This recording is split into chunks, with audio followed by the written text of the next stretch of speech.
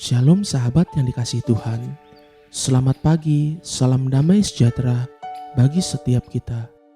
Pagi hari ini, biarlah roh-Mu selalu menyertai kami Tuhan. Sahabatku, kita akan merenungkan takut akan Tuhan. Mari kita buka Alkitab dalam kitab Kejadian 20 ayat kedua sampai dengan ke-6. Oleh karena Abraham telah mengatakan tentang Sarah, istrinya, dia saudaraku, maka Abimelek, Raja Gerar, menyuruh mengambil Sarah. Tetapi pada waktu malam, Allah datang kepada Abimelek dalam suatu mimpi, serta berfirman kepadanya, "Engkau harus mati oleh karena perempuan yang telah kau ambil itu, sebab ia sudah bersuami." Adapun Abimelek belum menghampiri Sarah. Berkatalah ia, "Tuhan, apakah engkau membunuh bangsa yang tak bersalah? Bukankah orang itu sendiri mengatakan kepadaku, dia saudaraku, dan perempuan itu sendiri telah mengatakan, ia saudaraku. Jadi hal ini kulakukan dengan hati yang tulus dan dengan tangan yang suci." Lalu berfirmanlah Allah kepadanya dalam mimpi, "Aku tahu juga bahwa engkau telah melakukan hal itu dengan hati yang tulus. Maka aku pun telah mencegah engkau untuk berbuat dosa terhadap aku. Sebab itu aku tidak membiarkan engkau menjamah dia." Banyak perkara yang tidak kita mengerti disebabkan oleh keterbatasan kita sebagai manusia. Kita tidak mengerti bukan hanya akan apa yang bisa terjadi di kemudian hari.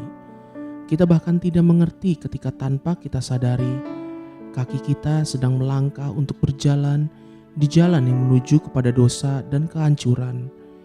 Itulah yang disebut sebagai dosa yang tidak disengaja. Namun dosa yang demikian pun tetap disebut dosa, dan upah dosa adalah maut. Lalu bagaimana kita dapat berjalan di jalan yang berkenan di hadapan Tuhan? Pagi ini kita akan belajar satu perkara dari hidup seorang yang bernama Abimelek, Raja Gerar. Suatu ketika Abimelek kedatangan seorang tamu yang mengaku bernama Abraham dan saudaranya atau adiknya bernama Sarah. Sarah adalah wanita yang cantik parasnya, dan karena Abraham takut hendak dibunuh oleh Abimelek apabila Abimelek melihat Sarah dan ingin mengambil Sarah sebagai istrinya, maka jalan yang paling sederhana adalah membunuh Abraham. Oleh karena hal itulah, maka Abraham mengatur siasat untuk mengakui Sarah sebagai adiknya atau saudaranya, sehingga keduanya boleh tetap hidup. Tanpa disadari oleh Abraham, perbuatan tersebut justru telah menuntun Abraham ke dalam satu kehancuran yang mungkin terjadi.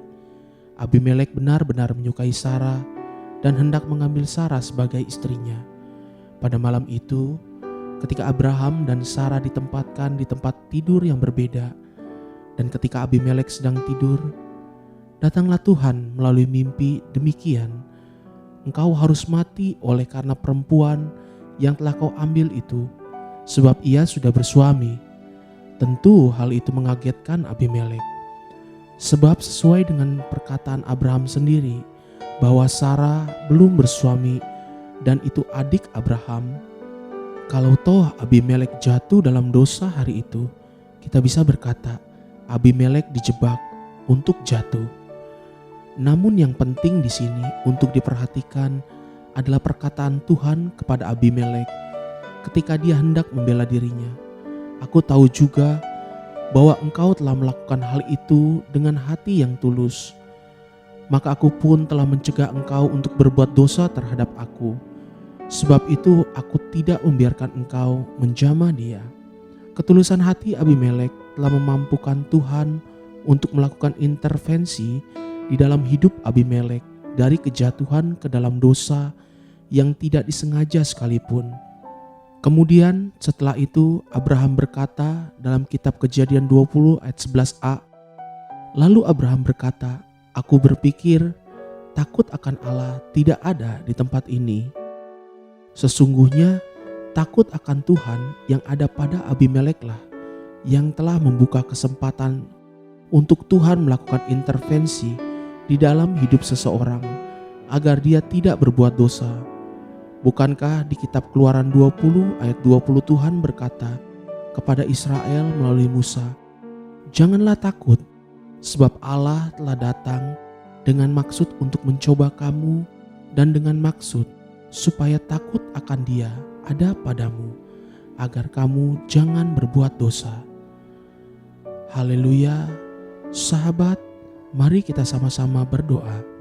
Bapa Surgawi, ajari aku untuk hidup takut akan Engkau, supaya aku jangan berbuat dosa. Amin. Jesus loves you, and so do I.